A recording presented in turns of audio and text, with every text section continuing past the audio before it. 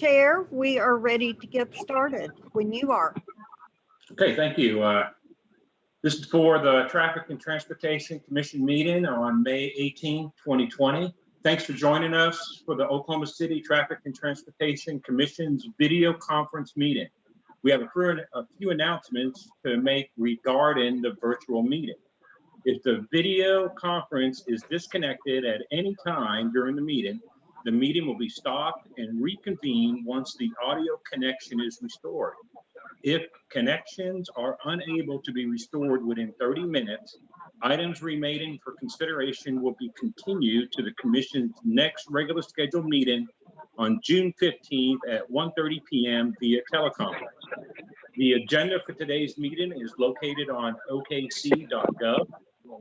Anyone wishing to speak about an agenda item, public hearing, or to speak under citizens to be heard, please call 405-297-2531 or email chastity.walsh@okc.gov.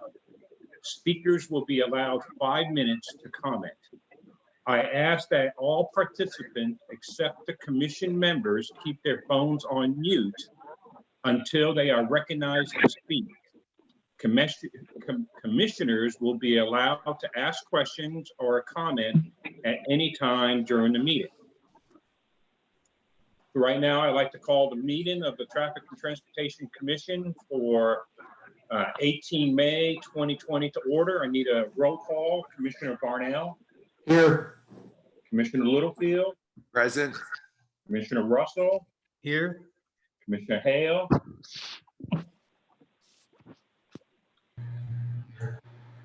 We need Commissioner Hale. Okay. Commissioner Schuline. Here. Commissioner Miller. Here. Okay, very good. Commissioner George. He's not available. And Commissioner Cornett. Here. I'd like to just mention that this is the first meeting for Commissioner Cornett, and all the paperwork and oaths have been taken prior.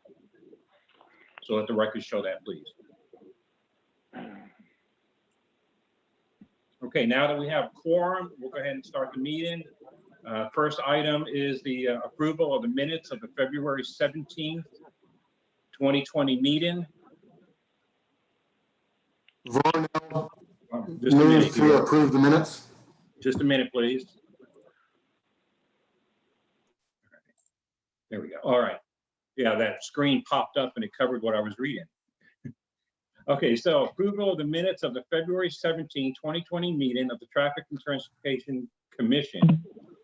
And that's so far back because we canceled the March and the April meetings. So if I can have a motion concerning the minutes, please. Okay, we have a motion by Commissioner Hale, seconded by Commissioner Russell. Do we have any talk on this item? Okay, so we have a motion from Commissioner Hale, seconded by Commissioner Russell to approve the minutes of the February 17th, 2020 meeting of the Traffic and Transportation Commission. Can I have your votes, please? And Commissioner Miller, can I have a voice? Aye. Aye. We have a yay from him. Let's see. So we need Commissioner Littlefield, Schuline. I'm not seeing the voting prompt. Aye. Click escape, Mr. Littlefield, on your keyboard. Ah, there we go. Okay. Barry found it. I'm looking. I'm not seeing it either. Am I in the? Click escape on your keyboard. Okay, I did, and I see. I don't have. I see the motion and a second by, but I don't see an opportunity to approve to vote. It's on your prime.gov. I thought I have it up here, but maybe I don't. Can you shrink your screen? Sure. Here we go. Oh, here we go. Here we go. I see. There we go. So sorry. That's okay. Mr. Littlefield, do you have the A, nay, and abstain buttons in front of you? What I have is, we're on the approval of the minutes and I have a moved by Hale. It's waiting for a second. Would you like to second this motion is what I'm saying. It's already been seconded, I think. Mhm. Click. Mr. Littlefield, if you could click on your Chrome button at the bottom on your tray, where it'll switch over to your other screen.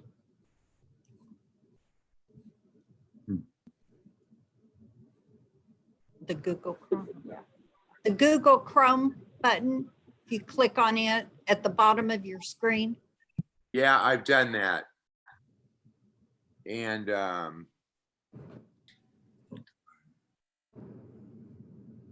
it's not there. Okay, voice vote then. Aye. Okay, so the motion has passed. And now we'll go ahead and proceed on to report on licensed taxi and record services from the police department, covering the January, February, March, and that is because we weren't here at the April meeting. So do we have the report?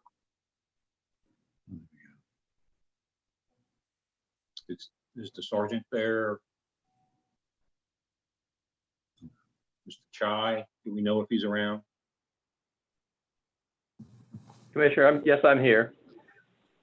Right, do we have the sergeant here to give the report, you think? Is he up on the system? No, he will not be here for this month's meeting. Okay, so we do not have a report on the January, February, March. And that's correct. Okay, all right, very good. All right, now we move on to the consent docket. We have 4A, B, C, D, E, F, G, H, and I on the consent docket. Is there anybody who wanted to speak against an item on the consent docket? I have a question about an item. Okay, go ahead. Give me a moment, please. Item 4D. It discusses the time limits on parking spaces in the Plaza District on, I believe it's Northwest 18th Street. Yes, sir. 16. There's some dialogue in there about the handicap parking spaces. Are those handicap spaces also going to be controlled with the same time limits as the other parking spaces?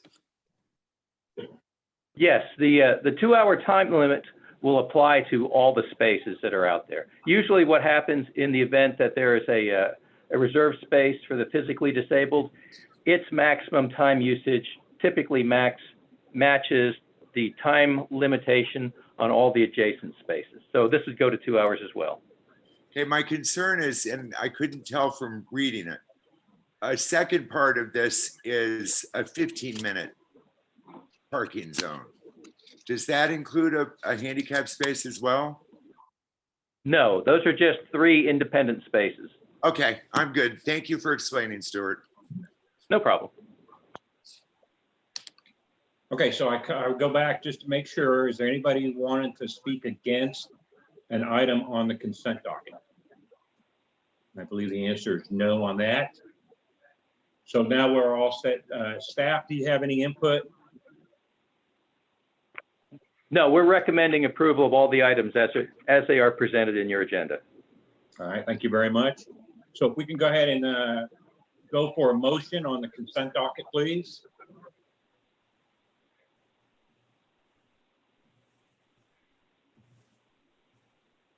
Okay, we have a motion from Commissioner Hale and a second by Commissioner Littlefield.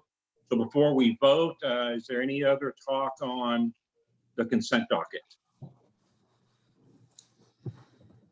Okay, so we'll call it ready to go. So we have a motion from Commissioner Hale, seconded by Commissioner Littlefield to approve the consent docket. Can I have your votes, please?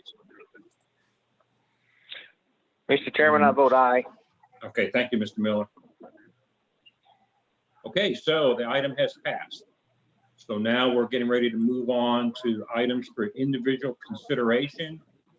And we go on here now to item 5A, Julie Williams, to consider a request for an eastbound left turn restriction effective from 4 p.m. to 7 p.m. weekdays on Northwest 63rd Street at North Shawnee Avenue. Do we have anybody here to speak on this item?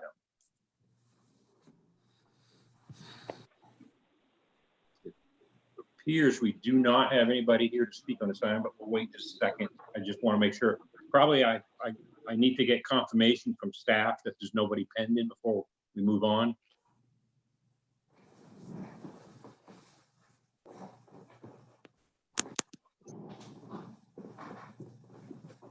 Mary, would you be the one to tell me if there's somebody speaking? We had just checked, and it does not appear that the applicant is on the line at the moment. I am. Oh, she is? All right. This is Julie Williams. Okay, Ms. Williams, if you can go ahead and give me your name, address, and phone number, and then you'll have up to 5 minutes to speak. Okay, my name is Julie Williams. My address is 3621 Northwest 65th Terrace. That's Oklahoma City, Oklahoma 73116. My phone number is area code 405-204-7308.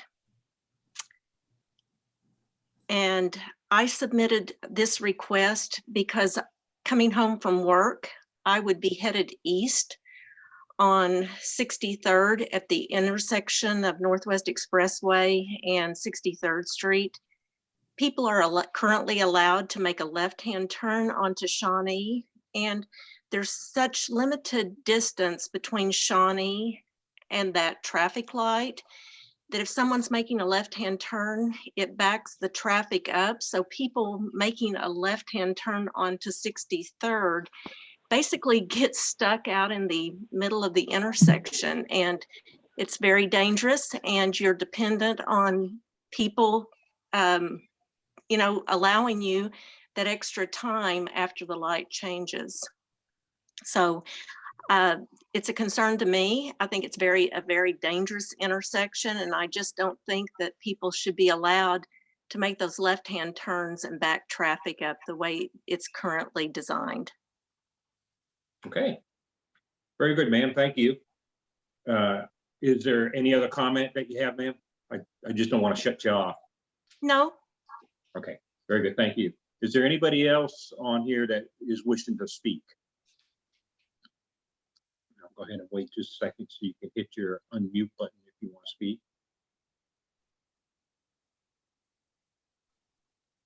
Okay, so we'll go ahead and press on. Staff, do you have any input, please? Okay, we're attempting to get a screen to share with you, but as you can see, Ms. Williams is asking for an eastbound left turn restriction to just be effective weekdays only between 4 and 7 p.m. This particular type of a turn restriction is used at various locations across the city to help improve roadway safety, typically during peak traffic periods. When we reviewed this particular request, we did note that between about 2009 and 2019, there were about 25 collisions that occurred at this particular intersection. And of those, about half of them occurred between the hours of 4 and 7. So although the collision experience at the intersection is not unusual, staff reasons that most area drivers who live in the additions on the north side of 63rd Street likely use alternative routes to reach their destinations and avoid turning left from 63rd Street onto Shawnee. So given the relatively low peak left turn volume of less than 20 vehicles per hour, the requested restriction will not have a significant effect on drivers. So action on this matter will be at the discretion of the commission. Okay, can I have a motion concerning item 5A, please? How do I make that motion? Okay, so go ahead and hit your move there. Move it on. Commissioner Barnell. There we go. It should pop up here. We're waiting. There it comes.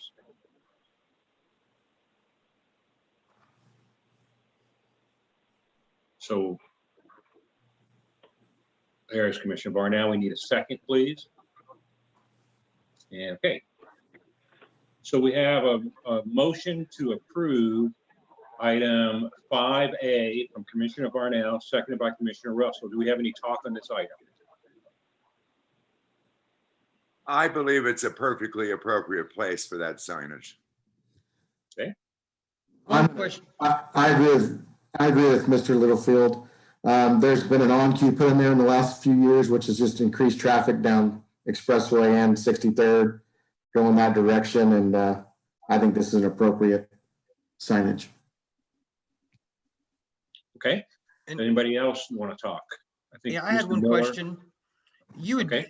in the packet we'd get, it showed a tow truck turning across the, I guess, westbound or Northwest Highway that does that little turnaround there. Is this hoping to curtail cars from coming out of that and then taking a left across the 2 lanes of traffic to turn onto Shawnee?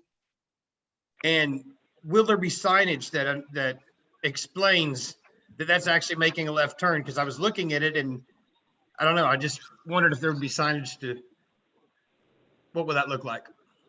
Okay, well, our intent is that the left turn restriction, we will probably post a sign that says, like, because using that slip lane that goes from westbound Northwest Expressway over to the eastbound Northwest 63rd Street, we would post a sign at the end of that slip lane that would indicate no access to Shawnee Drive, and then post the same Monday through Friday, 4 to 7 p.m.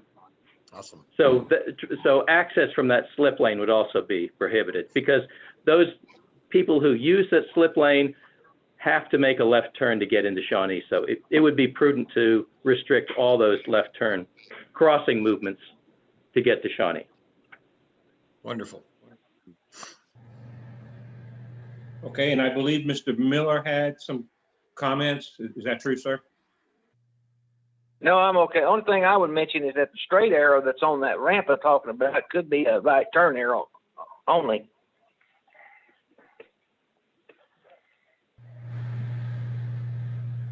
Staff, did you hear his input? Yes, I think the intent is at the end of the slip lane, just have like an indicator that indicates for right turns only. No access to Shawnee. Was that the intent? Yes. Okay. Anybody else wanted to talk on this item?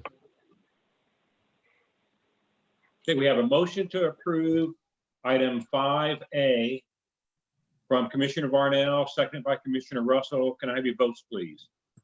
Mr. Miller? Aye. Thank you. Mr. Barnell? I voted yes. Okay, Pick it up on the gov. there it is. Okay, got it. Okay, so item has passed. And now we go on now to item 5B. Oh, Item 5B, Kim Hamilton, to consider request to one, change the speed limit on South Harrow Road between Southeast 74th Street and Southeast 89th Street from 55 mile per hour to 40 mile per hour, or two, change the speed limit on South Harrow Road from approximately 700 feet to the north of the westbound Interstate Highway 40, I-40 ramp connection to approximately 700 feet to the south of the eastbound I-40 ramp connections from 55 miles per hour to 45 miles per hour. Is Ms. Hamilton on here to speak? Yes, can you hear me? Yes, ma'am, gotcha. So could you please give me your name, address, Great, and thank phone you. number, and you'll have up to 5 minutes. Thank you. My name is Kim Hamilton. My address is 19501 Rock Springs Drive, Newalla, Oklahoma, 74857. Okay, thank My you, ma'am. phone You number have- is 405. Sorry. No, you're right. Let me have your phone number. My phone number is 405-609-0210. Okay, very good, ma'am. And you're all set to go. You have up to Yes, 5 please. minutes. Thank you. Hello, my name is Kim Hamilton. I want to first thank you for your consideration of my proposal to reduce the speed limit on Harrow Road from Southeast 74th Street to Southeast 89th Street. After reviewing the report, I found that the Traffic Commission did 2 spot speed studies in which data was collected on February 7th at 10:16 a.m. and 11:06 a.m. I felt the times the study was conducted cannot be true data, as the majority of the traffic at this location are not within the times of the Traffic Commission's business hours. The report also stated 2 accidents reported from 2016 to 2018. I have lived in Newalla for 8 years and was astonished of this data due to my own self knowing of numerous accidents that have occurred in this area. More astonishing to me was the minimum and desirable sight distance required for speed limit, and was a little upset to see that until today, the speed limit would possibly never have been changed. What this report also does not show are the near misses or the poor signage in this area, nor did it show the trees covering what signage is available. There are no warning lights to prepare a driver of this dangerous bridge. With all of this being said, will any of this bring back my 5-year-old granddaughter, Paisley Claire, or others that have lost their life on this road? No. But my hopes are it is enough so that no other family endure the pain we will endure until we see her again. When God took Paisley, I promised her that her Mimi would make a positive change to honor her and live by her own legacy, taking care of others. Thank you again for your consideration and hopefully an agreement to make a positive change for my community and for my Paisley Claire Palmer. Thank you. All right, thank you, ma'am. Is there anybody else here on the Zoom that want to speak on item 5B?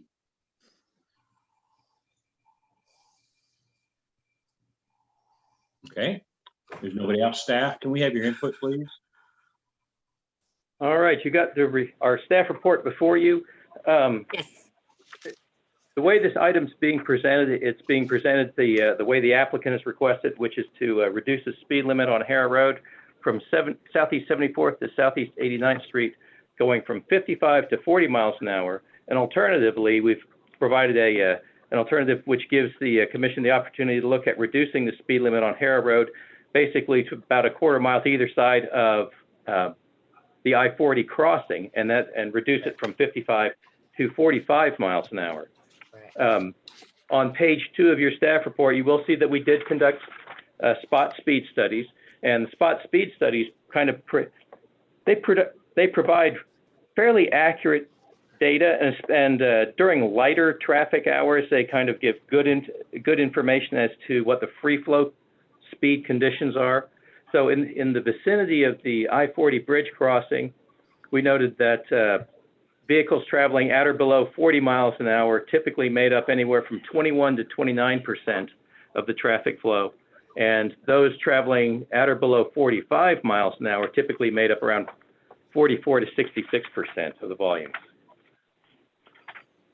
So reducing the speed limit to 40 for the mile of South Harrow Road between Southeast 74th and 89th Street is requested in Part 1, would require incremental changes to be compliant with state law, because the speed limit requested is in excess of 10 miles an hour from the currently posted 55 miles an hour. Right. Based on our spot speed studies showing that drivers traveling 40 miles an hour or less typically make up around 21 to 29% of the traffic stream. At this point in time, staff doesn't have justification to recommend reducing the speed limit to 40 for the full mile of Harrow Road from 74th to 89th, which is why alternatively for the commission's consideration, Part 2 was included, which would propose a speed limit reduction to 45 miles an hour, basically in the vicinity of the bridge over I-40. That particular reduction would bring the locations kind of into conformance with the city's decision site distance criteria.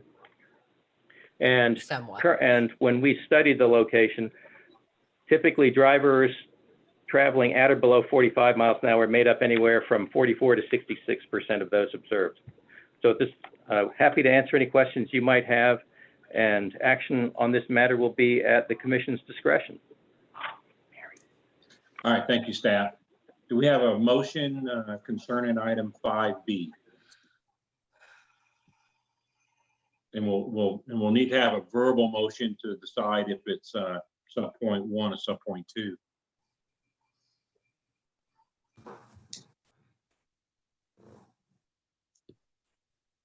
Mr. Chairman, I move to approve proposal 2.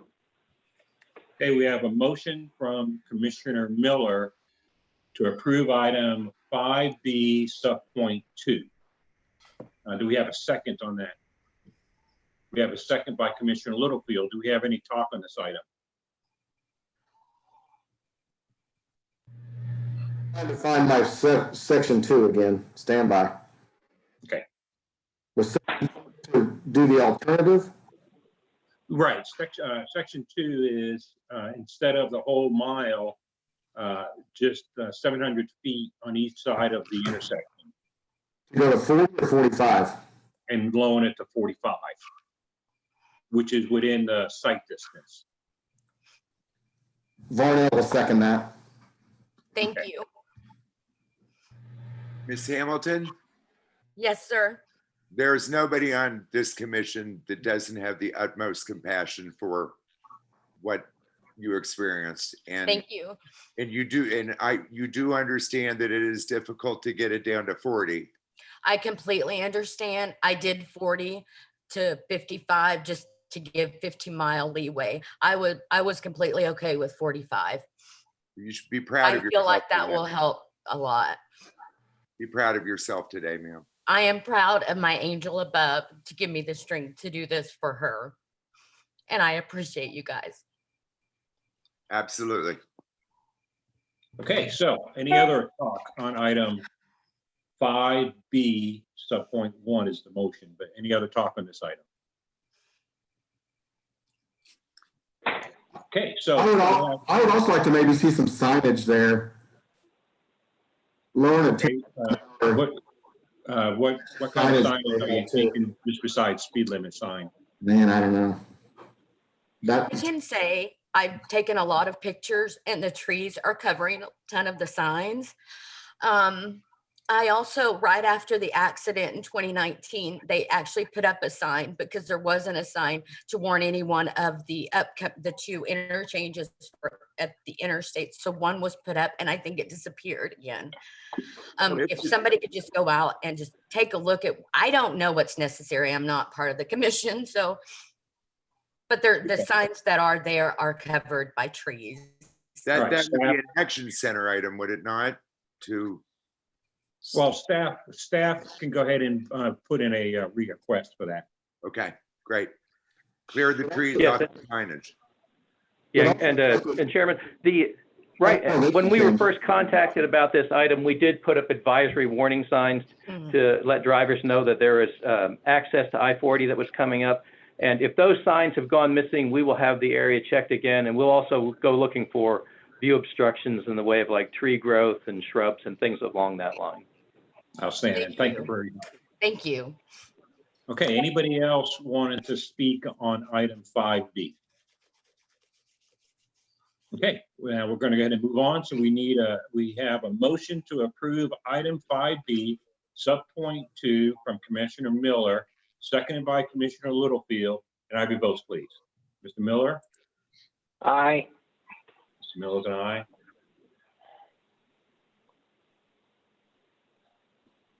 Standing by for Mr. Varnell.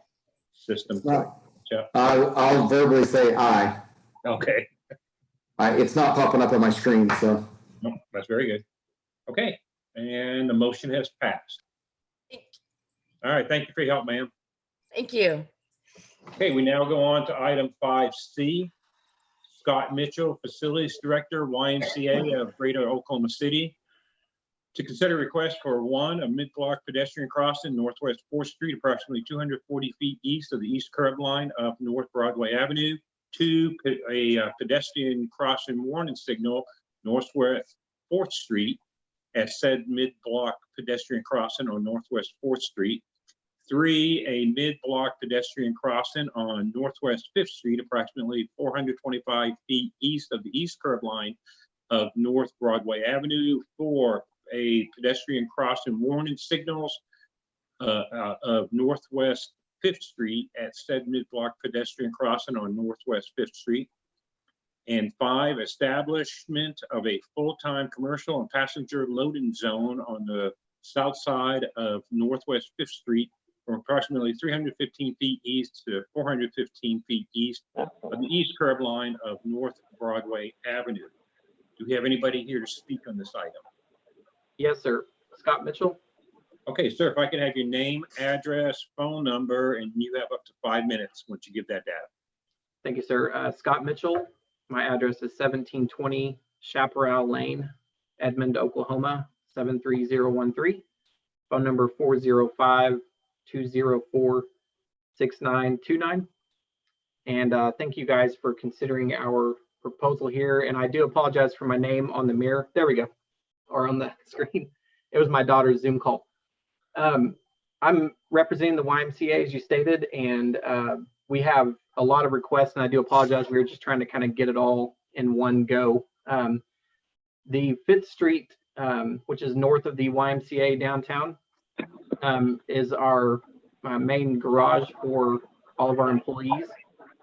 And we currently have about 75, 76 employees at our corporate office, which is on the corner of 4th and Broadway. And so our parking is at that parking garage. And then we also have access to about 50 parking spaces for downtown YMCA users, as well as the Child Care Development Center staff. So we do have a lot of traffic between the YMCA crossing 5th Street, and the speed limit there is 35, and cars really kind of zoom through there, and there's not any warning or indication for pedestrian crossing, and so really have to be careful crossing the street there. So we're proposing putting a crosswalk, and we will be self-funding all of this and looking to incorporate a loading zone on that end, which I believe when the building was built, it just wasn't zoned for some reason. But we currently use that for loading and unloading of commercial, and if anyone's dropping a kid off at the Child Care Development Center. So that's just basically formality to get that commercial and pedestrian loading zone validated. And then on 4th Street, speed limit there is 25, so it's not a big of issue with the speed, but it's more of a volume issue there. We have, I think I put in my letter here, estimating about 1,500 crossings on that section a day, based on our current check-in and users. And so that's just a lot of crossing of the street with no warning signs, no indication of a lot of pedestrian traffic there. So that's essentially what we're going for, is just an increase in safety for pedestrians crossing the street to the parking lot and to the parking garage on the north and south end of the buildings. And one other point, the south lot where the parking lot is on 4th Street, that property has been purchased and is being developed, will be developed soon. And I did look at the plans from the developer, and the crosswalk position that I've proposed would actually line up directly with their sidewalk drive access. So it kind of will marry into their design plans as well. Thank you. All right, thank you very much, sir. Is anybody else out there that wants to speak on item 5C? Ready a second. Okay, staff, can we have the input, please? Okay, you've got our full report before you. With respect to the mid-block pedestrian crossings, the request is seeking to have crossings established on Northwest 4th Street and Northwest 5th Street, where pedestrians are regularly observed to be crossing. At both locations, pedestrians generally crossed over a much wider area than where the mid-block locations have been requested. And for this reason, neither location will fully accommodate the crossing needs of all persons. Since the YMCA is intended to draw awareness to frequent pedestrian crossings on both streets, marking crosswalks and using pedestrian crossing warning signs, whether with or without warning flashers, will help draw driver attention to this condition. At both locations, the applicant indicated the YMCA will bear cost for the construction of accessible crossings by building ADA compliant sidewalks and wheelchair ramps, and by providing pedestrian activated warning signals. As noted earlier in the report, parking on both crossings will need to be restricted where it's present within 100 feet of the crossing, so that approaching traffic will have a clear view of pedestrians. This is generally in conformance with recommendations in Chapter 2C of the Manual on Uniform Traffic Control Devices, which provides guidance to that effect. The applicant's also seeking a full-time commercial and passenger loading zone on Northwest 5th Street. And staff notes that if approved, the zone can't be reserved for any specific user, and the reason being is because that particular zone is within the city's public right-of-way. So if approved, staff recommends approval subject to the applicant bearing responsibility for the preparation of the public improvement construction documents and the construction of ramps and sidewalks at the requested crossings. Also, that on-street parking be restricted where present within 100 feet on both approaches to the crossings and within 20 feet from the crossings on the departure sides of those crossings. And that the applicant bear the construction costs for installing flashing warning signals to alert drivers to the presence of pedestrian crossings over wide areas on Northwest 4th and 5th Streets. So I'm happy to answer any questions that you might have relative to this application. All right, very good. Thank you, staff. Can I have a verbal motion concerning item 5C? I move the application be approved with the staff recommendations. Right, so we have a motion from Commissioner Schuline to approve item 5C with the staff recommendations. There it is. And do we have a second on it? The second is from Commissioner Barnell. All right, traffic commissioners, do we have any discussion on item 5C? I would like to speak on this. My son actually goes to the Child Development Center at YMCA. And so every single day I get to see the traffic that goes by there. Your highest traffic volumes are exactly when pickup and drop off are, as people are crossing those streets, and it's complete chaos. So I really appreciate this motion, and I look forward to having a little bit more safety in the area. Very good, thank you, ma'am.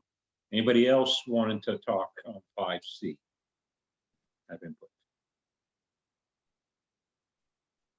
Okay, so we have a motion from Commissioner Schuline, which is seconded by Commissioner Barnell, to approve item 5C, including the staff recommendations. And can I have your votes, please? Mr. Chairman, I vote aye. Miller's an aye. Okay. There it is. Item 5C has passed. So now we go on now to 5D. Robert Elliott, AIA, Elliott Architects, Inc., to consider request to establish one reserved parking space for the physically disabled within a proposed setback parking area on the west side of North Francis Avenue from approximately 36 feet south to 58 feet south of the south curb line of Northwest 13th Street. Do we have somebody here to speak on this item? Yes, I'm Rob Elliott. Hi, sir. If I could have your name and your address and phone number, and you'll have up to 5 minutes. It's Rob Elliott with Elliott Architects at 900 Northwest 6th Street in Oklahoma City. Area code 405-272-0600. This is a request on behalf of our client, Scott Henderson, who is actually remodeling the apartments adjacent to this corner. The renovation work is just about finished. He's had this application in for a while, just hoping to accommodate more of the residents at the apartment complex and develop these on-street parking places, of which include one space for an accessible parking vehicle.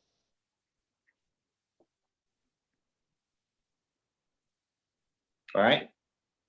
Is that all you have, sir? Yes, sir. All right, thank you very much. I see we have Laura Griggs wanted to speak. Ms. Griggs, are you there? Yes, I'm here. All right, very good. Can you If I hear can me? have your name, address, and then you'll have up to 5 minutes. Yes, my name is Laura Griggs, and I'm an associate planner with the Oklahoma City Planning Department, and I'm the planner assigned to the Downtown Design District. And 420 West Main, 9th floor, 405-297-2980. This site is located within the Downtown Design District. Prior to any change to the exterior of the building or the site, approval has to be granted from the design district. The current proposal includes moving the existing curb 8 foot to the west. And that proposal would remove all of the softscape or grass that's in that area. Unfortunately, there are no street trees, but at least there is 8 foot of grass in that area. Ultimately, this will have to go before the Downtown Design Review Committee. And at that time, I will provide information on any action by this commission as well as City Council. And we have advised the applicant and the property owner from the beginning that staff would not support the proposal. It would result in literally no green space at all. It would result in the sidewalk being moved over and being adjacent to, in the picture you see now, there's a planter that runs around the base of the building, and the sidewalk would be right up next to it. In reviewing this document, this request, there are 2 different sets of guidelines. One is the Downtown Design District guidelines, and the other is the Downtown Development Framework, and both of those documents have been approved by council. Both of those documents have guidelines that call for a softscape of grass and or landscaping that will help improve a pedestrian experience walking down the street, so we're not looking at just all paving as somebody walks down the street. The example cited by the applicant, which is the lift apartments, in his letter, there is some differences in that 2 sides of that block. The lift apartments, if you're not familiar with it, takes up an entire block up at 10th Street from Francis to Chartel and from 10th to 11th. And the couple of those streets, 10th and Chartel, are 4-lane next to that building. But there is still street trees and there is still some green space, not as much on 10th Street as there is on Chartel. And then on 11th Street and on the Francis side, there is more green space and street trees and even landscaping between the sidewalk and the building. And so staff just wanted to provide you with that information. We are not objecting to the actually establishing the parking space for physically disabled. It is moving the curb 8 foot to the west. They could still accommodate a reserved parking space for the physically disabled on the curb where it remains now, and it could be signed as such. And so that is the information I wanted to provide to you all today. All right, thank you, ma'am.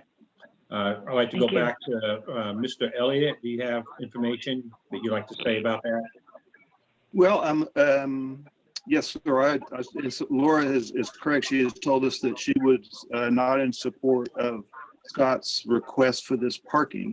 However, he feels like it's important to the development and in keeping in the neighborhood, especially with the advent of the parking that's been developed, as Laura said, further south to the apartments there.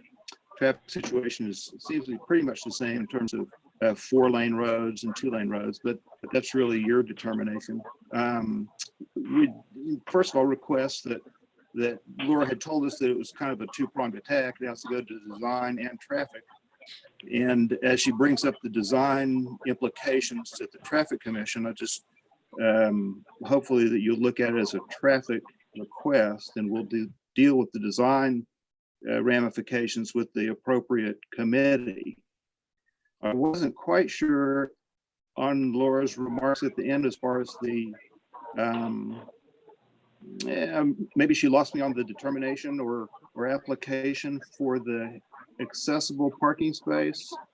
I wasn't sure that she was indicating that we could accommodate that with no other improvements. So maybe she could help me understand that a little better. I would like to ask one thing on the report. It seems to be geared to just the accessibility parking space, where in actuality, we're asking for a total of 5 spaces in this request. Okay. Did I make it more confusing? No, let's start at, let me go first of now back to staff to make sure that what's showing up on the screen here is what is supposed to be. So staff, is it just this reserved parking space for the physically disabled that we're supposed to work on today? Or were there other inputs like Mr. Elliott is saying? Okay, in this particular case, if it were not for the fact that there was a reserved space for the physically disabled, which requires commission consideration, and then it requires enactment of an ordinance by the city council, this application wouldn't go before the traffic commission at all. Because a lay-by area for parallel on-street parking, unless there's a parking restriction, like a parking control, like 2-hour parking or meter parking to regulate it, that type of construction is not really subject to commission consideration. So the only reason why you're seeing the space for the disabled is because it requires commission and council action. Okay, very good. All right, so does that help you, Mr. Elliott? You know, it seems like if I've been told during this whole process that if we provide parking, we have to provide accessible parking, which by default would bring it to the commission. Well, which is what we're doing. We're doing the one reserved space for the physically disabled, but from what Mr. Chai just said, the other 5 you can just do on your own. Okay, Mr. Elliott, yeah, I understand. If you make a modification to the street where you construct structured parking, because that is structured on-street parking, you have to meet ADA requirements. And since you've got, as soon as you create any structured parking, you have to meet the ADA minimums. And in this particular case, you have to have at least 1 space reserved for the physically disabled. I understand that. Mr. Chair, this is Laura Griggs again. Mr. Elliott had asked me a question, if I could answer that. Right, and I think the question, and the way I understand it is, he's asking for a certain spot, and your organization is not wanting it to be at that spot, but you're willing to accept it at a different spot, at this current spot or something.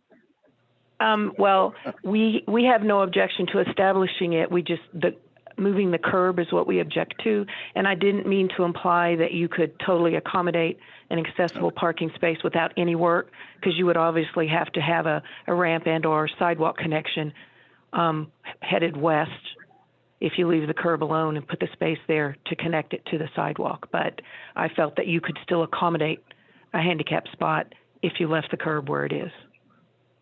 Does that answer that question, Mr. Elliott?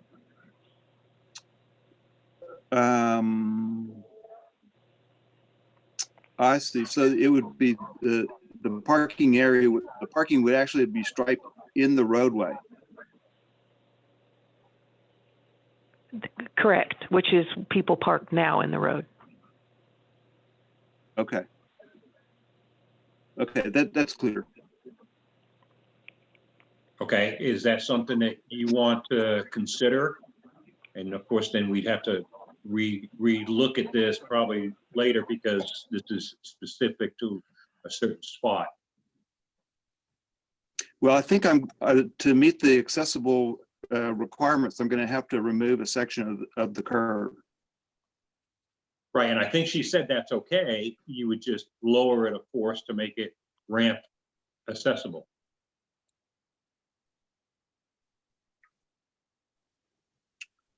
So as you're thinking about that, let me ask staff, if for some reason Mr. Elliott would be willing to consider Ms. Griggs' input, which is to be at a different spot on the road, would we have to meet on this next month as a new item?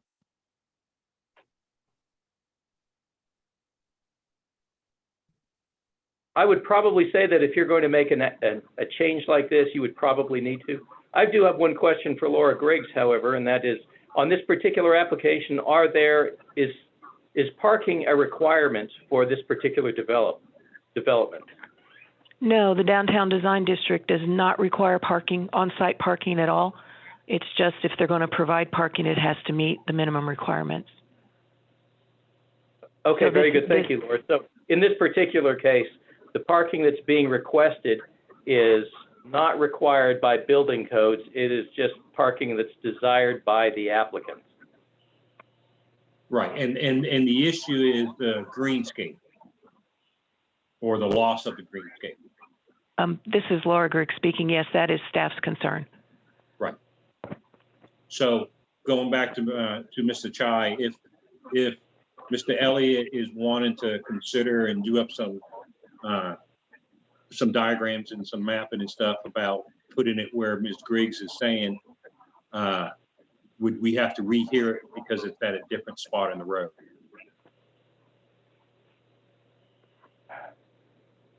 If the location isn't changed, I don't necessarily know if it'll have to be reconsidered. I know that we would probably we'll probably need to go on Francis Avenue and remove the center line striping, because otherwise it'll cause people to drive left of center. And if there's no striping, it would make that possible.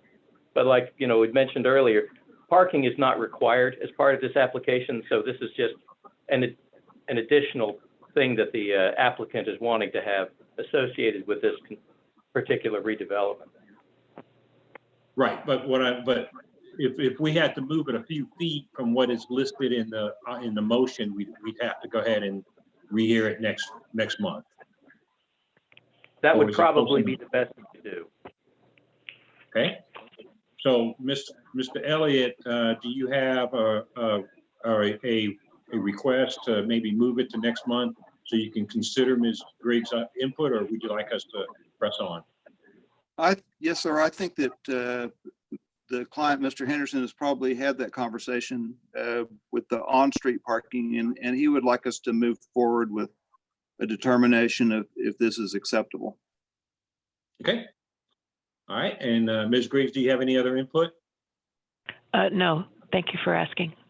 All right. Thank you. Okay, so now let's go ahead and go to staff input. Well, let me ask, first of all, is there anybody else out there that wants to speak on item 5D? Okay, staff, you have your input. Okay, you've got our comments before you. Action on this item is going to be at the discretion of the commission. The reserved parking space for the physically disabled appears to meet the ratio established by the Americans with Disability Act accessibility publications. So if recommended for approval, a motion needs to include the following conditions, which would be dedication of public right-of-way or roadway easement sufficient to fully cover the proposed setback parking spaces and the required sidewalk, and the applicant bear responsibility for the preparation of public improvement construction documents and the construction of ramps and sidewalks at the requested accessible parking space location, with all improvements built in conformance with the city's construction standards and in accordance with the Americans with Disabilities Act. And staff notes at this time the applicant has not requested any time-limited use restrictions for any of the parking spaces proposed. All right. Thank you very much, staff. This needs to be a verbal verbal motion because of the staff comment, and we've got to get that on record. So do we have a motion to concerning 5D? Mr. Chairman, before we make a motion, yes, sir. Can we remind Mr. Elliott that if the motion is denied, it can't come back for 6 months? If it's just deferred until next month, and we could bring it up next month if we just defer it until they could work this out. Or well, the word that I understood from Mr. Elliott is that they've already had that talk. Mr. Elliott, would you like to confirm that? Yes, sir. You're correct. I believe that I think it's maybe since last November that we've had this conversation with the parties involved, and I think Scott wants to move ahead. He believes that it's much like the parking that's been approved a couple of blocks south of him. But so yes, or rather than wait for another 6 months, please give us some direction. Okay. So there's your answer, Mr. Schuline. This is staff again. I would let you know that if the applicant can appeal any decision made of the commission, so the city council can take up the item, even if the traffic commission does not approve the item. The applicant can appeal the commission's decision to the councils, should they desire. Okay, thank you, staff. Okay, so now we're back to, is there a motion concerning item 5D? Motion to approve. Okay, who was that, please? Mr. Hale? Mr. Hale. Okay, so we approve with staff comments? That's correct. And staff recommendations, okay. So we have a motion to approve item 5D from Commissioner Hale, would include staff recommendations. And we have a second showing here from Commissioner Barnell. Okay, traffic commissioners, do we have any comments? I do. Okay, and that is? This is one of those applications that we get rarely that confuse me. And I'm not, there's on-street parking exists there, correct? There's no parking restrictions currently. And so the applicant goal is to move those parking spaces towards the building. And we understand what the concerns are with planning, with the shrubbery, et cetera. My concern is that a decision on this physically disabled space could tread the wrong way. I'm more of the opinion that maybe it's appropriate to consider sending this to council without a recommendation from the traffic commission, instead of either denying it or approving it today. Those are my thoughts. Okay. Anybody else have some comments?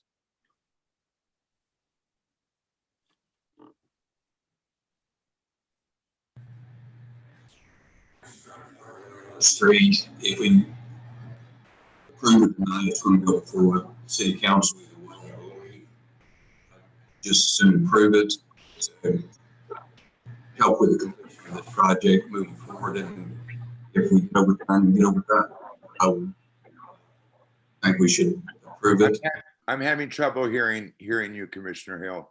So, Mr. Hill, from what I understand, and just kind of confirm what I picked up out of there, is you're saying it's okay to go ahead and vote on this and move it on, and then let the architectural design and all that happen on its own, but we're okay with parking.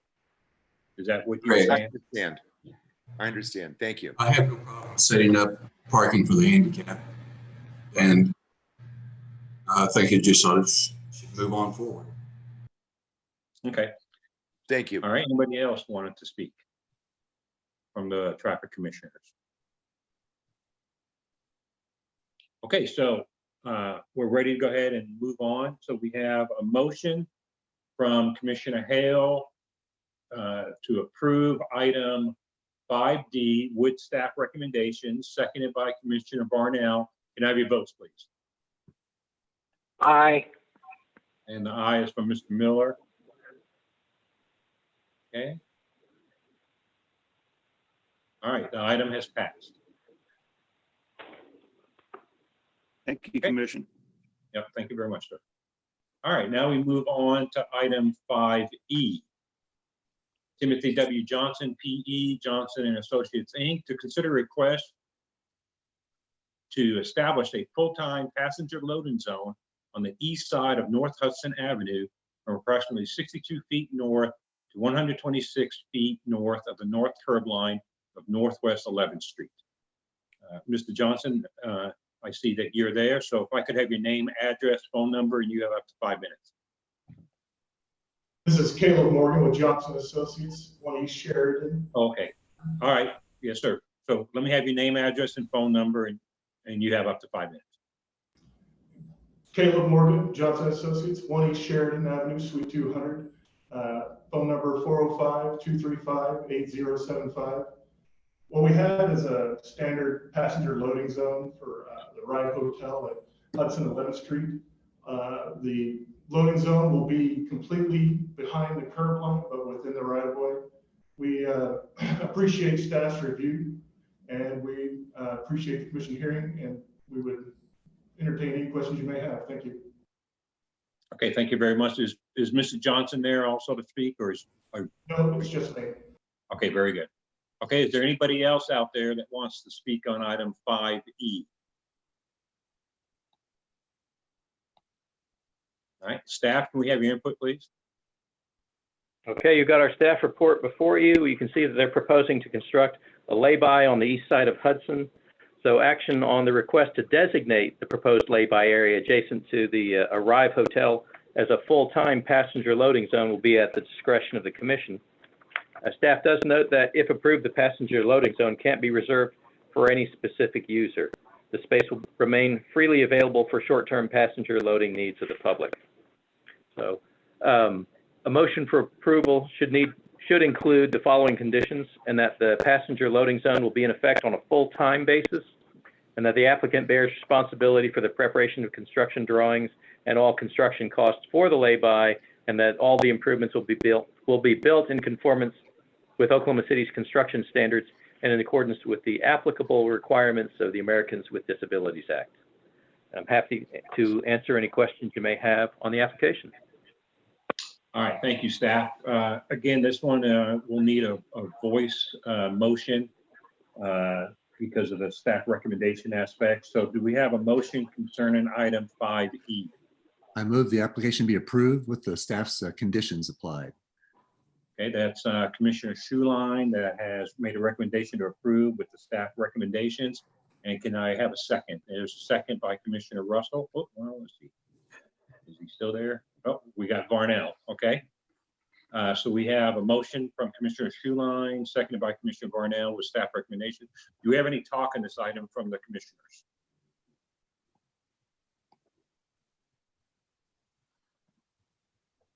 Okay, we're ready to move on. So we have a motion to approve item 5E with staff recommendations from Commissioner Schuline, seconded by Commissioner Varnell. Can I have your votes, please?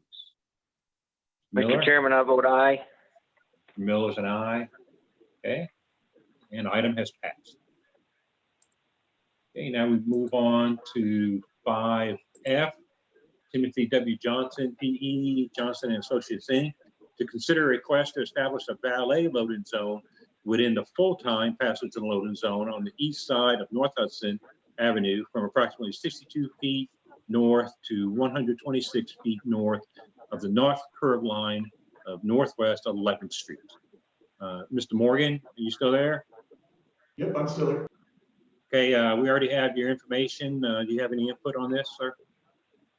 This is the same location that was just approved, and we would just like to establish it as a valet zone as well as a passenger loading zone.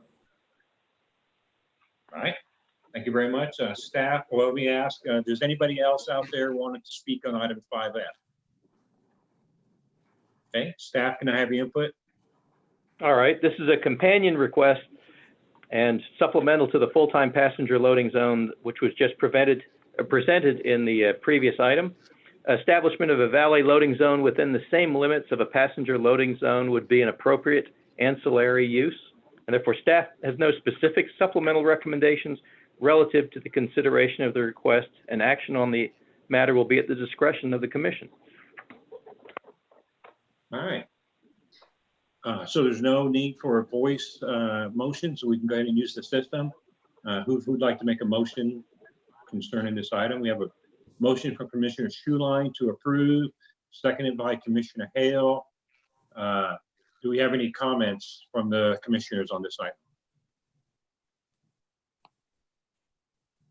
Okay, with no comments, we have a motion to approve item 5F from Commissioner Schuline, seconded by Commissioner Hale. Can I have your votes, please? Mr. Chairman, my vote's an aye. Mr. Miller is an aye. Okay, item has been approved. Now we go on over to 5G.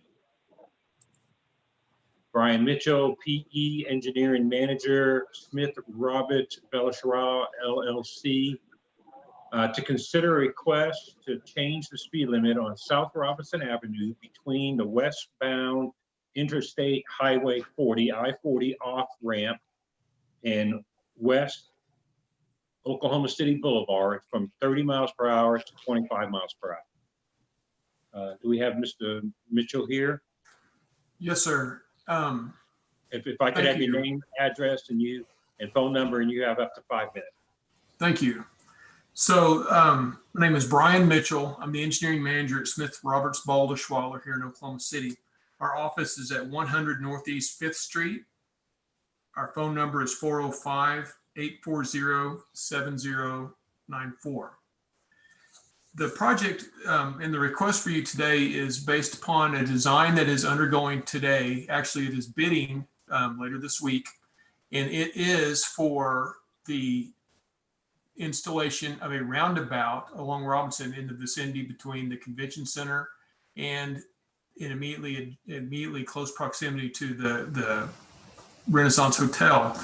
In the design of this, with the inclusion of a roundabout, we followed the national guidelines under the National Cooperative Highway Research Program, Report 672, which is specifically for roundabouts as the guidelines for all standards. It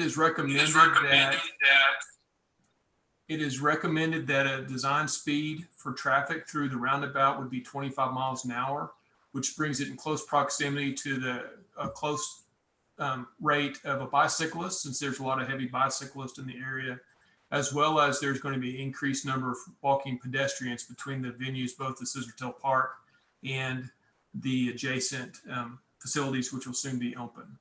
So our recommendation to you is for this to be approved.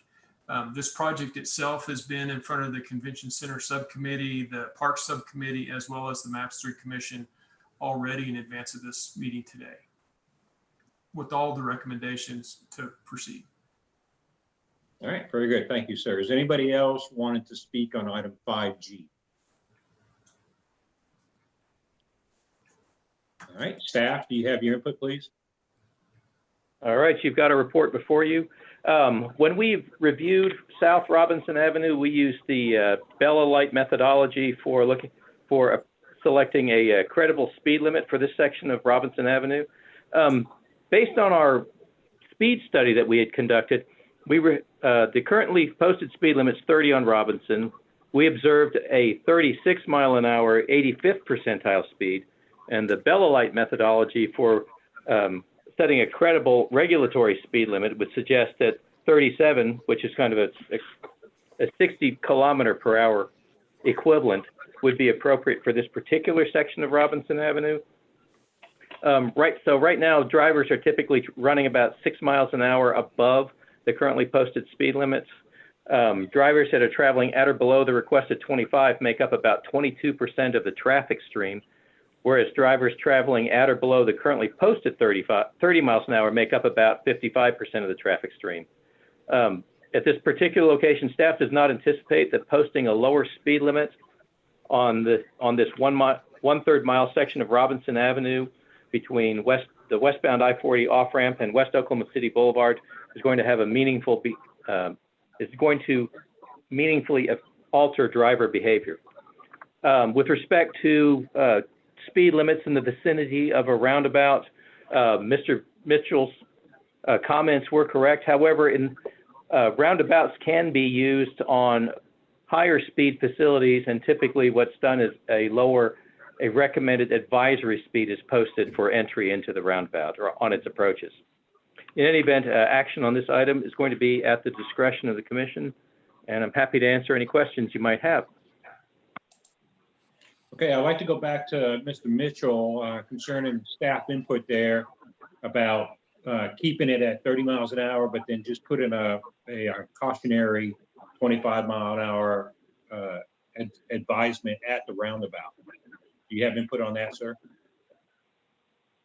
Sir, we have based this and made the recommendation solely based upon the guidelines that we used for the design of the roundabout.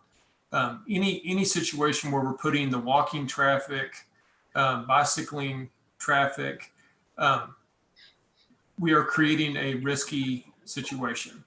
So it was the recommendation for dropping to a 25-mile-an-hour speed limit, specifically around because of the constraints that are put in place by the roundabout.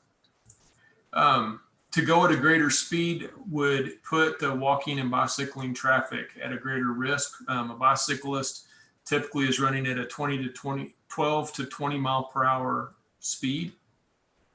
And this just puts a greater speed differential between a bicycling citizen and a driving citizen. There'll be truck traffic for delivery for the two venues that are in the immediate area. It's just an opportunity for more accidents to occur, and we're respectfully requesting to lower the speed limit. All right, very good. Thank you, sir. All right, do we have a motion concerning 5G? Mr. Chairman, I'd like to make a comment. Yes, sir. Go ahead, Mr. Miller. It looks to me, there's no way they can enforce the proposed 25-mile-an-hour speed limit because they don't look like they can enforce what the 30 is now. So I don't see why we would put that more responsibility on law enforcement. And like you said, the roundabouts, typically when you approach a roundabout, there's always an advisory speed as to the way the design of the roundabout was. So I'm more in favor of keeping the speed limit like it is and not making any more lawbreakers than we have to. Okay, so are you making a motion, sir? I'll make a motion to disapprove the request. Okay, I understand. So we have a motion from Commissioner Miller to disapprove item 5G. Do we have a second on that?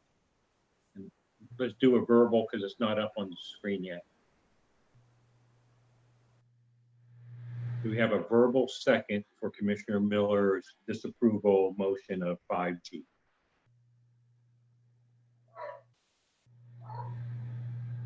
I second that.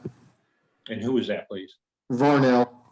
Okay, so Commissioner Varnell has seconded Commissioner Miller's disapproval motion for 5G. So let's have some talk on it. Who would like to open it up? Why don't we go to Commissioner Varnell with his second? I agree 100% with Red.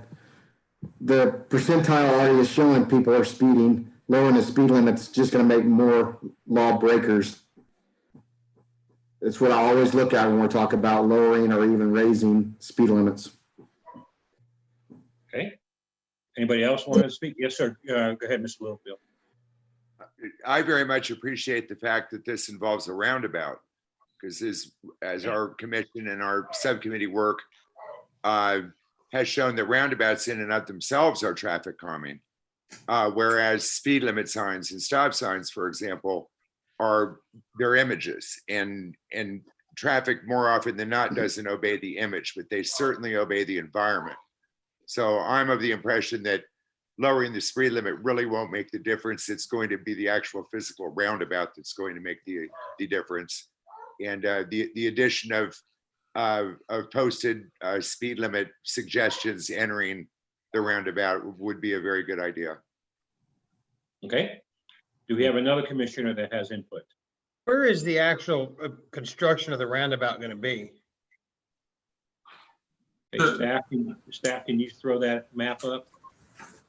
Oh, they asked for the map, Mary. The roundabout's supposed to be constructed at about Southwest 7th Street. That is correct. We're bringing that back up. Because my only concern is this is new. I know that the behavior of the motorists now is what it is. We've surveyed it, and what it is. But isn't this street that we're adjacent to a park? Yes. Yes. Why would we not? And I know it's totally new behaviors we're trying to create here with totally new construction and totally new usage. That wouldn't it be, I think, appropriate to try to help with this new development to create an environment that would be conducive to kids playing in a park. That's just kind of where my thought is on it. I agree with Commissioner Russell. I mean, we're gonna have a tremendous amount of street traffic with the convention center and the park across the street. We just lowered in the consent docket, we lowered the speed limit on Oklahoma City Boulevard to 25. So it seems reasonable to me that I think 25 is reasonable. I know it's exceeding it now, but it's gonna change. It really is gonna change when the convention center is finished and the park is more fully utilized. I completely agree with both of those commissioners. I feel like the speed limit is the first step. I think there are a lot of other environmental changes that will need to happen to slow down the traffic in that area, but that a 30-mile-per-hour speed limit through a heavily pedestrianized area doesn't serve anybody any good. Okay, does anybody else? Mr. Chairman? Mr. Chairman? No, let's not go to Mr. Let's not go to Mr. Hale right now. Let him have some input, please. Over and over and over, where we've taken action and driver behavior overrides whatever we do. We've seen this especially on Northwest 23rd Street, where we thought the right thing. Sure enough, the speed of the drivers increased what it was posted prior. I believe that once these things are put into place, the park, the roundabout, the driver behavior will take care of itself on its own due to driver expectation. If we want to consider reducing the speed limit to what's being proposed today, let's do that after these things are implemented. At this point in time, even if we change that, driver expectation is going to keep them going about 30 miles an hour. Okay, and you were going in and out, Mr. Hale, but I think your input is keep it at 30, driver expectation is going to be what it is. And then once the roundabout's up and all the people are there, then if the need does happen to want to change the speed limit, then we would maybe think about it then. Is that right, Mr. Hale? That's correct. Okay, thank you. All right, Mr. Miller, you have some input? I agree with Mr. Hale. Okay. Does anybody else have some input? Any other talk on this item? Okay, just remember this is a motion to disapprove. So a yes is saying you don't want the motion. Just want to make sure we get that straight. So we have a motion from Commissioner Miller to disapprove item 5G and seconded by Commissioner Varnell. So can I have your votes, please? Aye. We have an aye from Commissioner Miller.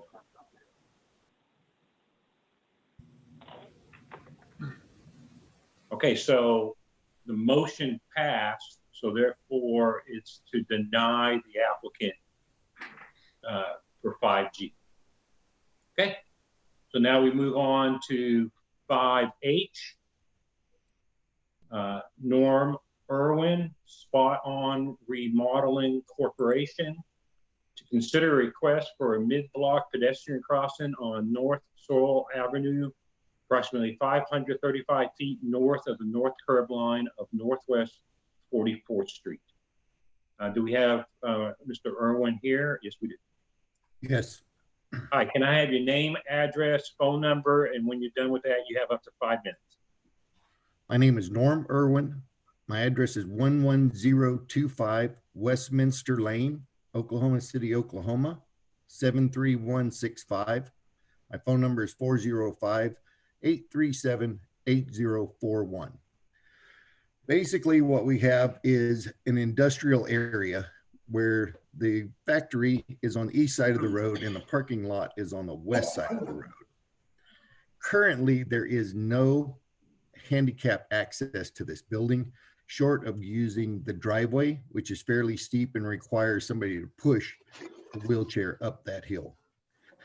What we want to do is move the curb line to the north approximately 5 feet to encompass this handicap ramp.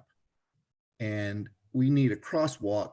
In order to be IBC compliant, we need to have a crosswalk at the base of that ramp, mostly because we don't have room to extend the ramp any further to the east, and we can't go further to the west with the road.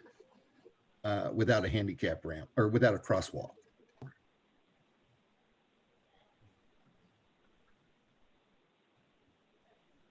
All right. Is that it, sir? I think so, unless somebody has a question. Nope, got it. I just want to make sure. Is there anybody else out there that want to speak on item 5H? Okay, staff, do we have your input, please? Okay, you got our comments before you. On page 1 of your report, you'll note that the traffic volume on Sewell Avenue, when we studied it prior to the onset of the pandemic, was running around 329 vehicles per day, which is pretty low. The 85th percentile speed is also running right at the speed limit, which is 25 miles an hour. As you can see, that Nortec Air Solutions has added an accessible staff entrance to the north side of their facility, which is located at 4700 North Sewell Avenue, and they're requesting a mid-block pedestrian crossing on Sewell between their gravel surfaced parking lot, which is used by their employees and is on the west side of the street. The introduction of a mid-block pedestrian crossing can heighten awareness for all roadway users to the frequent presence of pedestrians crossing Sewell Avenue. With the addition of the accessible entrance to the north side of Nortec Air Solutions facilities, persons crossing this street will use the most direct and convenient route from the parking lot to the improved facility entrance. So action on this item is going to be at the discretion of the commission. Staff notes, as approved, accessible ramps in full compliance with all requirements of the ADA are required at each end of the crossing. And additionally, in order to provide a fully accessible pedestrian route, sidewalks linking the parking lot on the west side of Sewell to Nortec Air Solutions on the east side of the street will need to be constructed. We're also recommending that in accordance with the MUTCD's best practices, parking along the east side of Sewell Avenue approaching the requested crosswalk will need to be restricted within 100 feet of the crossing for pedestrian safety. No restrictions necessary on the departure side of the crossing since a driveway is present. So if approved, staff recommends approval subject to the applicant bearing responsibility for the preparation of plans and for funding the requested improvements, and that on-street parking be prohibited on the east side of Sewell Avenue, 100 feet to the south of the crossing. If you have any questions on this item, I'm happy to answer them. Okay, I go back to Mr. Irwin. Are you okay with the staff recommendations and all that? Yes, sir. Okay, thank you. All right, do we have a motion concerning item 5H, and it needs to be a verbal one because of the recommendations? I'd like a question. Mr. Chairman, I move to approve the proposal with staff's recommendations and also the on-street parking prohibited as counted. Okay, we have a motion from Commissioner Miller to approve item 5H to include staff recommendation, which includes that parking restriction. Do we have a second on 5H? Mr. Schuline, is that your second on that? Yes, I second. Okay. Okay, so we have the motion here from Commissioner Miller, approve 5H, staff recommendation in the parking, seconded by Commissioner Schuline. And I think Commissioner Varnell has input, or was it Russell? I had a question. Varnell had a question. Yes, Was the applicant offering to pay for these changes? Nortec Air Solutions is going to pay all the required costs. Wonderful. That's all I have. Okay, anybody else having a talk or comment concerning item 5H? Okay, so we have the motion from Commissioner Miller to approve item 5H with the staff recommendations and parking, et cetera. Seconded by Commissioner Schuline. Can I have your votes, please? Aye. We have an aye from Mr. Miller. Varnell's an aye. Varnell's an aye. There we go. It's not popping up, so. Nope, got it. All right, item is passed. Thank you. Yeah, thank you very much, sir. Now we go to item 5I. Seth Bakassi to consider a request for all-way stop control at Thorn Ridge Road and Red Oak Road. And I see that you're here, sir, to speak, Seth. Hey, can you guys hear me? See, if I could have your name address, phone number, and you have up to 5 minutes. Seth Barkosi, 12121 Thornridge Road, that's Oklahoma City 73120. Phone number 405-413-4227. Well, it's been a little while since we last talked. I think I was there in, I want to say December. We tabled it. My request at hand, we tabled it until February, and then the wheels kind of fell off.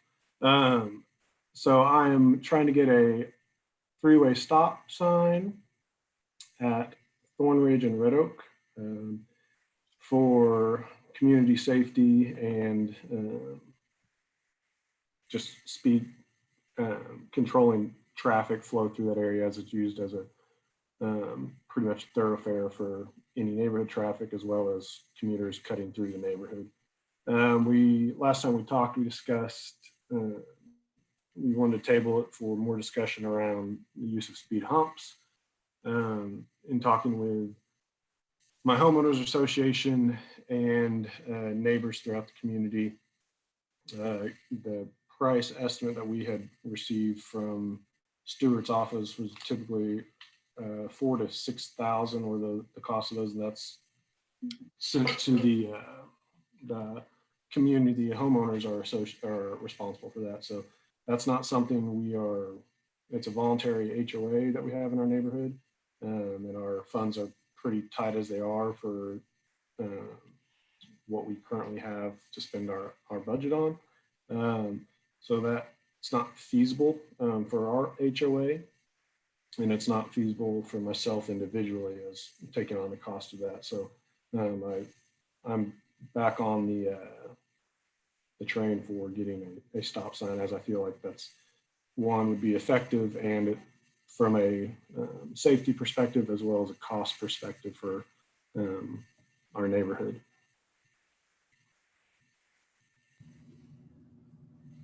All right, sir, is that it?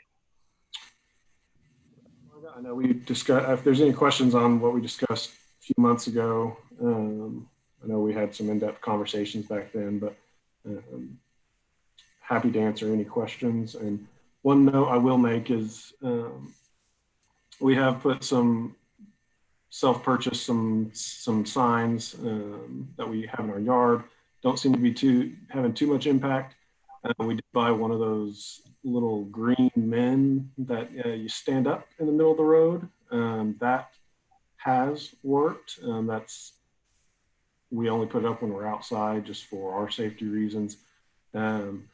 It kind of reaffirmed my belief that a visual is often very good at slowing traffickers down.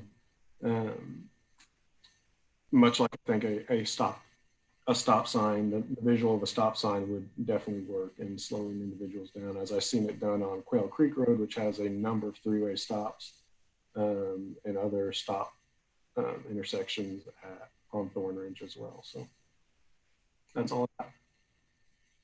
All right, thank you very much, sir. Anybody else out there wanting to speak on item 5I? Okay, staff, can we have your input, please? All right, well, you've got our comments before you. In this particular case, the intersection doesn't meet any of the city's or the MUTCD's criteria for considering the use of always stop control. There are no mitigating circumstances, such as a restricted decision sight distance or an unusual collision history that would suggest safety mitigation measures, such as the use of always stop control at this intersection, are warranted. So it's for these reasons that staff just doesn't have cause to recommend the use of always stop control at Thornridge Road and Red Oak Road. So action on this item is going to be at the discretion of the commission. I'm happy to answer any questions you might have. Okay, we'll use this system we got here. Can we have a motion?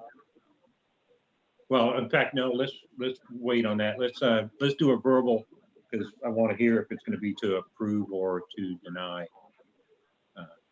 Who'd like to make a motion concerning 5I? Don't be shy. For the sake of opening discussion, I move for approval. Okay, we have a motion from Commissioner Littlefield to approve 5I. Do we have a second?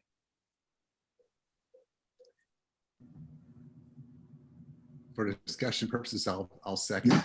Varnell will second. Yeah, okay, go ahead. Okay, from Shuline. Okay, so we have a second from Commissioner Shuline. We have a motion to approve 5I from Commissioner Littlefield, seconded by Commissioner Shuline. So, Mr. Varnell, you look like you're up there. Do you want to say something? Do you have anything? This has been going on since November. And we've had a lot of discussions about this, and I always hear Red talk about how stop signs are not for speed control. And I think about him all the time when I see stop signs. I mentioned in our November meeting when this first came up that I'm in this neighborhood a lot. My sister and my mom live with this neighborhood. And my nephew and niece go to that elementary school that's right there. And that's the only reason I'm so in favor of this is it's something to try to help slow down some people in this main street. And that's usually not how I go with these stop sign requests, and especially three-way stops like this one. But that's why I think this is very necessary, just because of the amount of kids that are being picked up and being walking home from school around that area. There's a lot of cars in that neighborhood. I think it does warrant it in this case.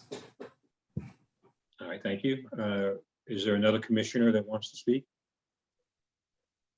My hope was this would have been an opportunity to really implement something from the ASAP program. And I'm sorry to hear that it's not going that way. I do have a question for the applicant, though, if I could, please. Was this presented to your HOA in a formal meeting and discussed, and was there I think that we may have suggested way back when we were first talking about this, contacting the Neighborhood Alliance of Central Oklahoma and speaking with Georgie Roscoe about ways that neighborhoods can do fundraisers to accomplish projects like this. Did either one or both of those happen or not? Met with members of my HOA. It was reiterated to me the budget that we're working with. I know we do a numerous amount of fundraisers currently in our, so we didn't approach that. I know, like I said, the fundraisers we currently do, there's quite a few of them, whether there's the dinners at the park with food trucks, and we have some festivities around the holidays where we're doing some things, some home tours and whatnot. My concern there would be just adding another fundraiser to it already. Again, it's a voluntary HOA. So just adding another fundraiser, I don't know. So it's a neighborhood association then. It's not there's a difference between a neighborhood association and a homeowners association. So my goal was to encourage you folks to take this to an organized neighborhood association meeting and discuss it and see if it's a shared issue among the entire neighborhood. And if there wasn't something that could be done to try to accomplish solving this problem with something other than stop signs. And I'm going to keep encouraging that as I move forward with other neighborhoods that are having issues like this. I appreciate. I do think that would be something that could work. Again, I think it boils down to the cost. And I think I did some research. I know there's some other states where they have some of those programs, but they're more city funded or municipality funded. And they've had a lot more success. I think I was reading about maybe some Austin, Texas. I think in some of my research, I believe it was Austin, where they've had quite a bit of success, but it was again partially funded by the at least partially. I just don't believe Oklahoma City's to that point. So my concern boils down to the safety, and I mean if that's something down the road that needs to be taken on when the city's more on in agreement where there's some funding from that side, then I'm happy to address that. I don't envision us moving for many years to come, so I'll be in support of that. I do know there was, I mean, again, it boils down to safety for me. There was a wreck, and I don't know, I mean, I know the police showed up, I have pictures, I don't know if the police report was ever really filed, but there was a wreck about a month, beginning of the lockdown where everybody was staying home. I heard a loud screech, and there was a F-350 that ran into somebody pulling out of the street right south of 122nd, and it was the same truck that I've seen flying up and down the road. So while I believe the other car was at fault for pulling out in front of them, I definitely believe it was a speed issue. And my concern there would be if that was a walker instead of a car, the result might have been something more than just a auto repair. It could have been a death. And that's really, as Shay mentioned, that's what I want to avoid is the amount of walkers, especially lately, the amount of walkers from dusk to dawn. It's incredible how many kids are in that neighborhood now, and I don't want the fear of a stop sign causing people to float it to be the reason somebody gets injured or killed, because again, I believe most law-abiding citizens are at least going to slow down for a stop sign. So that's really, I think, the most cost-effective measure at this time that can be taken. Okay. Any other commissioner wanting to speak?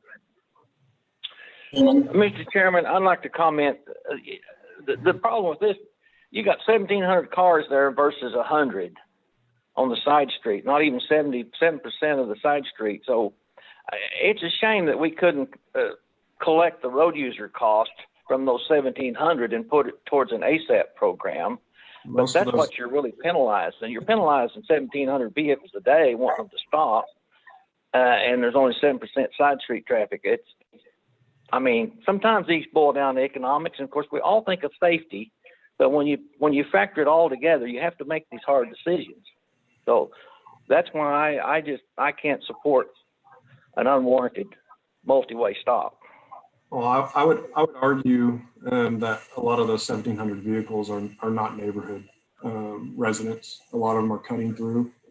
I'll gladly put a toll booth out there, but I don't know. Okay, and I think Mr. Hale, did you have an input, sir? Yes, I have a question for the applicant. Was it that you said that you put in the street, or was it by the street that slowed down the traffic? It was, so I had my wife bought it, I believe Lowe's. It's one of those little, looks like a green turtle. It's about 3 feet high, and it's got a little flag on it. So they're out riding their bikes and scooters in the driveway. I put it, and it's a wider road, so it doesn't obstruct any traffic, but I put it in the center of the street, and people Achieve what you were wanting it to do. What was that? Achieve what you wanted it to do, slowing down traffic. It does, but again, I only do that when my kids are out there. I'm not going to leave it out there. My concern about sign is the neighborhood that I live in. We've got a couple of stop signs that should not be there, and people float them constantly, and it puts pedestrians, kids on bicycles, the whole neighborhood at risk whenever you have an unwarranted traffic device. That's my biggest concern in putting up a stop sign requesting. I understand. I don't think there's a perfect answer for this. I think this is a better answer than what we currently have. So that's why I'm here today. Okay. Do we have any other traffic commissioners who want to speak on this item? Yes, sir. Okay. Yes, sir. Go ahead. I really appreciate the applicant sharing the little green turtle jobber, because that's called a traffic calming measure. It works. It's not a stop sign. And Stuart, I believe that more recently than not, there was some discussion about funding for the ASAP program. Is there any possibility at all that even street painting, like the exaggerated slow or painting the speed limit in this vicinity, or just trying some kind of cost-effective traffic calming measure besides an expensive, or maybe even an expensive speed hump? just to use this as a test area to see what we could accomplish. Because all of us sitting here know that the stop sign is not going to relieve this gentleman's issue. It could exacerbate it, because there might be somebody walking out there that sees the stop sign and assumes the cars are going to stop, and we all know that they're not, and the pedestrian walks right out in the street. So I'm sort of begging if we could try something different here before we deny this or approve it and make something not unsafe even worse. I know the Public Works has obtained some funding for, I guess, trial measures that can be used on a temporary basis inside neighborhoods. I don't think any of the funding has been spent at this point in time. I do want to bring your attention back to like the first page of this particular report, because when we did our speed study, we know that you've got an 85th percentile speed on Thornridge Road of 30 miles an hour. And a couple blocks to the south of this particular location are two existing all-way stop controlled intersections. So, I mean, it's something that potentially could be considered, but whether or not it'll make a remarkable difference, I don't really know. Because, you know, the other thing to consider too is Thornridge Road is built to neighborhood collector standards. So it's broader than most residential roads, which are 26 feet wide. It's actually 32 feet wide. So it's actually built for at least 25 miles an hour. Thank you.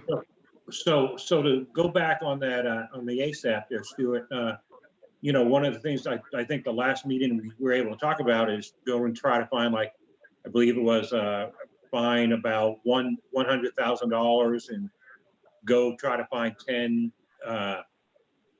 projects that we could use. And I believe that's what Commissioner Littlefield is talking about. And you're saying that some funding has been found? Yes.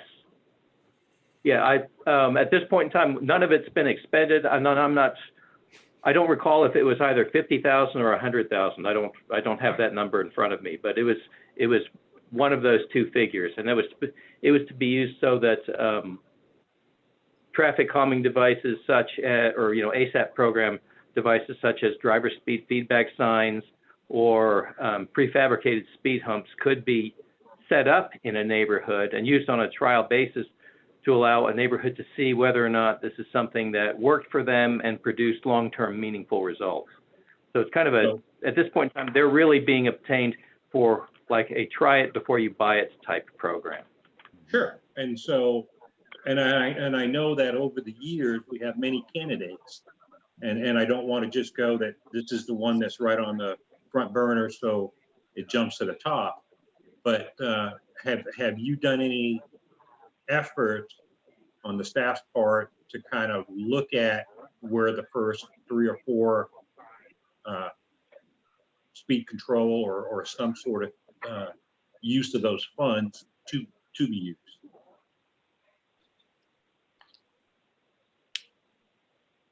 No, at this point in time, there hasn't been any sort of a short list produced yet for trial location.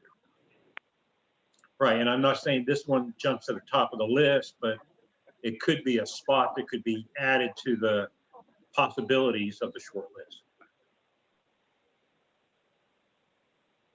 Yes, there's always that potential, yes. Could something just like street markings, you know how one of the ASAP is talking about narrowing the lanes by having some sort of street markings to create a semi-medium kind of thing, and to try to slow people down. Are there any options here to try to get that speed down to 25 from the 85 percentile 30?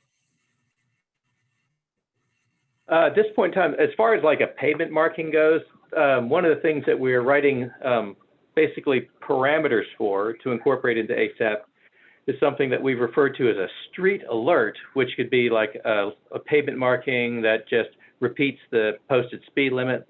There's basically large lettering on the roadway that would read like speed limit 25 or slow or something to that effect. But we've not We've not fully fleshed that one out yet. We are turning our attention to that because in the time since this pandemic has started, our intake for cases has gone down, and we've just about cleaned the slate with applications. So we've actually got some time to focus in on this particular effort. Okay. All right, any other comments from the traffic commissioners? Quickly, without pressing anymore, I have no problem supporting this four-way stop sign, but I would really very much appreciate it if the applicant would stay in touch with us and let us know what he observes the effect it's having. Even videos would be helpful. I'd appreciate that. Thank you. Definitely. Okay, any other comments from traffic commissioners? It's not going to be a stop sign, just something that's all he's looking for. Right, and right now, there's nothing to offer officially. The staff's still working on coming up with all the pieces of the ASAP program.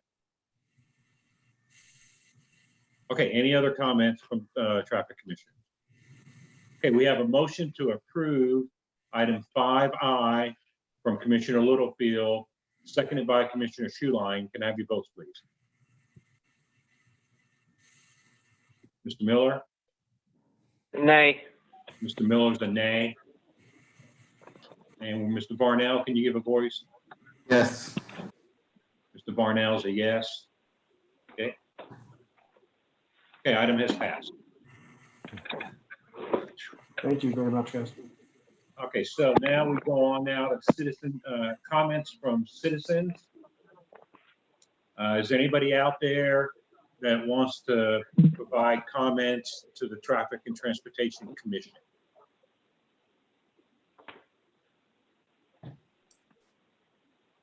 Okay, so now we go ahead and go to item 7, reports and other items from traffic commissioners, et cetera. So we'll go ahead and start with Ward 1, Commissioner Barnell. I had one quick question for Stuart. I don't know if I sent it to him via email in time. Has there been any other talk about the traffic concerns about the new on queue at 39th and Portland? That's the first thing. I'll let him respond if he can. And I have one other thing after he responds. Okay, at this point in time, I haven't heard of anything in particular at this location. Is there something that you've heard that you'd like to share? No, I just know it's going to be that's going to be the biggest on queue I've ever seen, and that kind of service road that jets out that's going to feed into is going to be kind of a nightmare. I didn't know if there was any type of traffic study done when they approved that area, or any input you might have. No, when new developments come in, especially if they have to go through like the public hearing process through planning or something along that line, ordinarily we might have an opportunity to review a location with respect to safety concerns, especially like decision site distance. But otherwise, the way the city handles traffic control changes in the areas around new development is by collecting traffic impact fees, which are then collected and spent on capacity related projects in one of 14 different benefit zones, which is the number of zones that the city is divided up into. So as a new development occurs, there'll be a portion of the permit fees, which is directed towards, meeting this traffic impact fee requirement, and monies collected within the zones are used to fund projects within the zones. So for that particular project, that's, any traffic related improvements would be addressed long-term through the collection of impact fees. Thank you. My last thing is I wanted to welcome Commissioner Cornett. I never met her, but followed her the last month on social media since she was appointed to the commission. I want to wish you luck this week in the delivery of your triplets. Wow. Look forward to meeting you in person when we get to finally get together one day. Yeah, hopefully. Okay, we'll go on now to Ward 2, Commissioner Littlefield.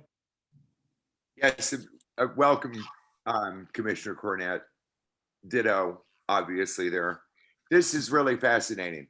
I have sat on this commission for I don't know how many years. And for the very, very first time, I got a text message from a citizen that lives at Northwest 26 in Drexel.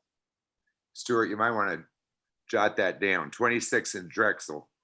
And it's a video from her front porch that I'll share with Stuart and see if he can get it to share with you all, of vehicle running right through the stop sign at Denniston Park and a bike trail, a bike route.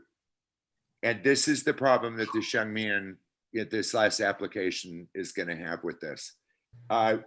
What she has several requests in here, and I haven't had an opportunity to share them with you, Stuart, but I will. But for now, I'd sure like to see if we can get some officers out there and take care of the people that live in this neighborhood that are running the stop sign, if that's possible.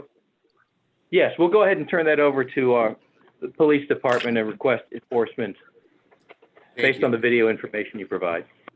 Thank you very much. And the other thing is, I miss every single one of you. One of these days, we'll get together again. Hope you all are safe and well, and your families are too. Okay, we'll go to Ward 3 now to Commissioner Russell. I just would like to welcome Commissioner Cornett as well. Welcome aboard. Okay, Ward 5, Commissioner Hale. Also like to you find your time enjoyable and productive. I'd also like to echo what Commissioner Littlefield was just bringing up. And that is basically, no matter what we decide, no matter what signs we put up, it's those stinkers out there that don't follow the signs and follow the directions that we put up that are causing the bulk of the problems, whether it be stop signs or speed limits. So I am concerned about the stop signs that we get. Hopefully it will help. Thank you. Okay, and again, Mr. Hale, you were cutting out, but your comments about stop signs and trying to find the right solution to these issues. Is that a summary of what you said, sir? It's close enough. All right, thank you. All right, we'll go to number 6 to Commissioner Schuline. Commissioner Cornett will make it unanimous, okay? Otherwise, thank you. All right, and then we go now to 7 to Commissioner Miller. Just like to welcome the new commissioner, and I would like to see a follow-up speed study on the boulevard. I noticed the discrepancy on the 85th percentile speeds versus what was actually set. So at some point in time, and I actually drove through there just to see, and I know it's kind of hard when you have to match existing speed zones on each end and can only change by 10 miles per hour. But I think that's an area that will need a little follow-up. Hopefully we can get the speeds we set a little closer to what the 85th percentile is. And with that, I'll close. Thank you. Thank you very much. To our new traffic commissioner, Commissioner Cornett. Thank you all so much for being so welcoming. I appreciate it. I don't think I have anything to offer, but I would like for more information about the ASAP program, just so I can get up to speed on what is coming down the pike. Okay, and that'll come from staff. Mr. Chai, can you send her all that information, please? Yes, we will send that right out. Thank you. Okay, now we'll go ahead and go to staff. Do you have any input? Any closing comments? No, there's nothing else to add this month. I mean, you've got our standard report for yield and other parking controls, which were installed administratively. And other than that, we've got nothing else to add for this month. Okay, one thing I forgot to mention on the roundabout when we disapproved that speed limit change and all that, you talked about caution signs and all that. Is that something that you're going to make sure happens when that roundabout gets built, staff? When we review the construction documents for that particular project, we will make comment on the plans to make sure the advisory signs are installed. So okay. Yes. All right, thank you very much. Just before I close out with any comments, does anybody else have any comments for the Traffic and Transportation Commission? All right, so my closing comments, I'd like to make sure it's real clear how thankful I am, and I think all the traffic commissioners are, and our Oklahoma City citizenship are, for the work of the city clerk, the IT department, from our staff on creating this virtual meeting here through Zoom, and then this meeting advisor program that they created. This, I think, went very well for our first meeting. And a lot of work went into that with the training, et cetera. So I just like to make sure that the city clerk's office, the IT department, and our staff, because I think our staff clicked through everything and really got it going pretty good on what was happening as we talked. So I'd just like to say thanks to that. So just one last thing here. Anybody have any closing comments before we adjourn? All right, I don't have anything to hit, so I got a pen here. All right, we stand adjourned. Thank you, bye.